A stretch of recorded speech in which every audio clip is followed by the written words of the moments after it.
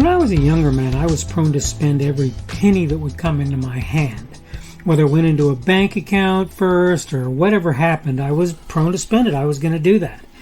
And the funny thing is, part of my problem was that I thought about the cost of things, I suppose you could say, but I really didn't think about their worth, what made the value of those things. Well, today I want to talk on the subject of cost and worth, and I want to kind of relate it to that behavior of spending all your money very quickly, as I tended to do when I was younger. So that's what I'm going to talk on the Daily Summation from Kurt's Religion and Politics. I'm your host. I'm Kurt, and today is Thursday, the 2nd of December of 2021. That means tomorrow will be the 3rd of December of 2021. And I welcome you all here, whether you're on Rumble, on the podcast, or on YouTube. I normally don't tell you what day tomorrow is going to be until the end of the video, but that's okay. You can hear it a couple of times. It probably won't hurt you. If you're like me, it'll actually probably be beneficial to you. Today, again, we're going to talk on the subject of cost and worth. And I'm going to go ahead and run through my notes and kind of give you an idea what I'm talking about. Imagine you were on the verge of starving to death. Now picture yourself having untold wealth while doing so. Somebody offers you sustenance, say a couple of pieces of bread and some water, but wants to charge you $1 million for that meal. You happily take them up on the bargain. There's no denying at that moment, assuming you can't find a better deal, the cost is worth what you pay. Now imagine you're well fed and someone offers you the same deal. Rich or not, unless you have ulterior motives, would you take them up on it? I'll just say the bread would have to be pretty special for you to do that. The point is simple. How much something is worth is a matter of circumstances. In pre-World War II Germany, often called the Weimar Republic, for example, the currency of the country became virtually worthless. The picture I'm putting up on the screen at the moment is titled "Children Playing with Stacks of Hyperinflated Currency During the Weimar Republic, 1922, on the webpage where it was found.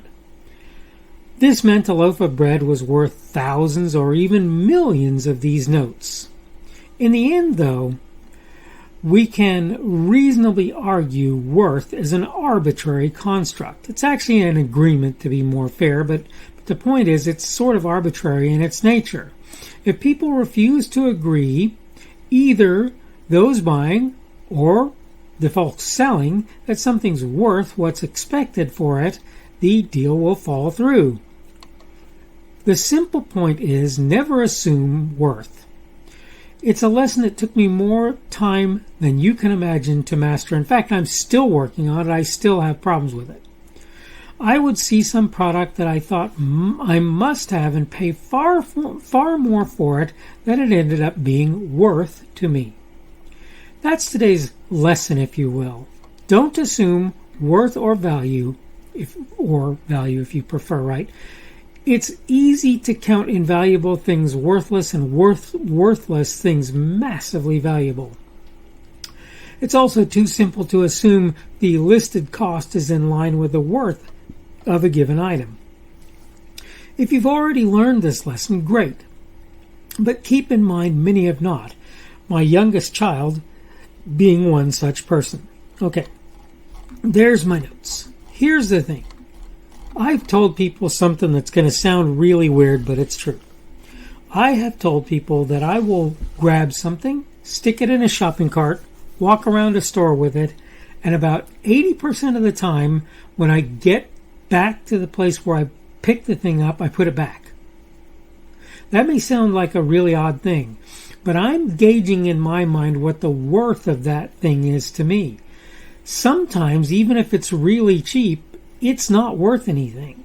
There's an old saying, I don't know who said it first, and it doesn't really matter, but it is, if you package horse manure in 2 for $1 packaging, some slob will buy it, right? The point is, if something has no worth to you, what it costs is irrelevant. It's more or less irrelevant. So I saw this meme, and it was a contractor talking about somebody saying that something that they had a particular price on, that the price was too high, that it cost too much. And I thought to myself, it isn't really a question of the cost, it's a question of the worth to that individual. Until that individual decides that it's worth what they're going to pay for it, the cost will always be too high. It will always be too high. And this is life.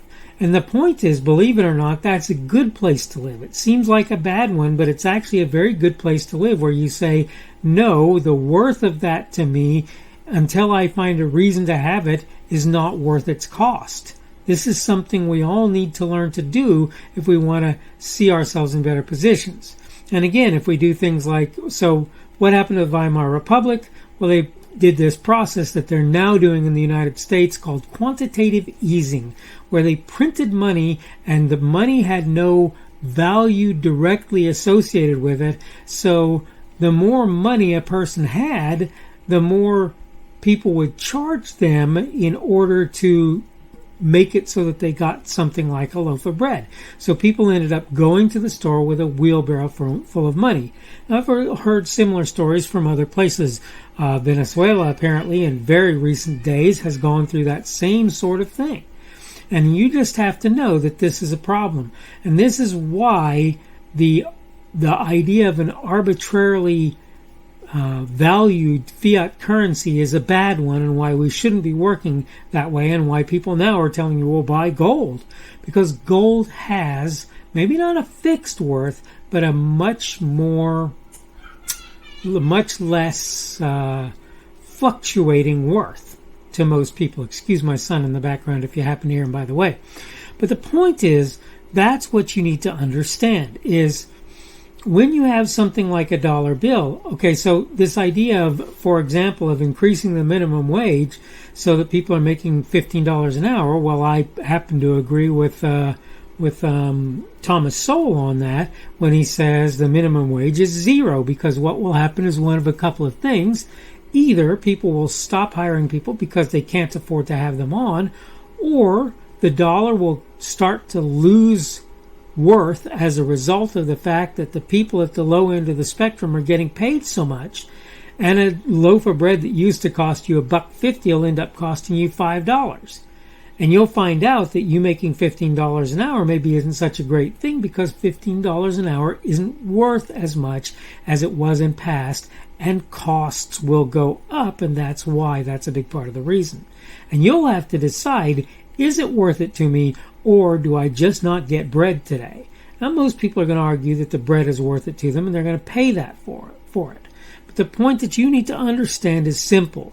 Cost and worth are associated, but when you try to sell me, Boulder, the chances are pretty good it's not going to be worth anything to me, and I'm just not going to buy it unless I have a particular purpose for it. I don't care how cheap you're selling it. Now, if you sell a granite boulder to a guy who makes sculptures, or a guy who does headstones, or whatever it happens to be, to that person, maybe it will be worth something. But worth is a relative thing based on what a person determines it to be for that individual. And this is what we need to understand.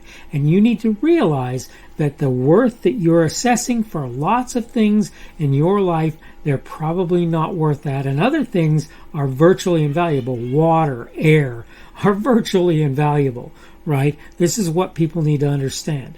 I know this seems like a really simple lesson, and in certain senses I suppose it is, but I have to tell you again, for me it's been a hard lesson to learn, and I'm still fighting with this lesson today. At over 50 years of age, almost 60 years of age, I'm still fighting this lesson today. I forget that worth is something that is a determination that I make, and that cost is something usually that is a determination somebody else makes, and often the two do not match. Okay, I need to go ahead and wrap up now. This is the Daily Summation from Kurt's Religion and Politics. I'm your host, I'm Kurt, and today is Thursday, not Tuesday. Thursday, the 2nd of December of 2021. That means tomorrow will be Friday, the 3rd of December of 2021, and the beginning of the Sabbath for those who celebrate it at sundown. For those who observe it, however you want to put that. So keep that in mind. Thank you for everyone who's been here on Rumble, on the podcast, and on YouTube. Remember, Rumble is my preferred platform. You can give me a boxing glove or a plus sign on Rumble if you like what I'm doing. You can give me a minus sign if you think that what I'm doing needs work or whatever. You can give me a thumbs up or a like on YouTube, or a thumbs up or a dislike on YouTube if you want to indicate either that I'm doing well or that I'm not. On any platform where I post my videos or any other content, if you have the ability to comment, I suggest you do so if you think there's something you need to say or you think there's something I need to hear, however that works. And I will do my best to look at it, and if I feel it worthwhile, comment on it, and one way or another I'll at least look at it and get out of it what, hopefully something that's valuable. The subject for today has been cost and worth, and tomorrow we're going to talk about the idea that law is not enough. And I'll get into the details on that tomorrow. Hopefully you'll come along and you will get to see that. I hope you're doing well today. Hope everything is going well for you and that you're trucking ever closer to that weekend where you'll get a little chance of respite. And hopefully I will see you again on Friday's edition of the Daily Summation from Kurt's Religion and Politics. The speaker on this edition of the Daily Summation is Kurt Schubert. This video was recorded on Thursday, the 2nd of December of 2021. The Daily Summation is created for Kurt's Religion and Politics.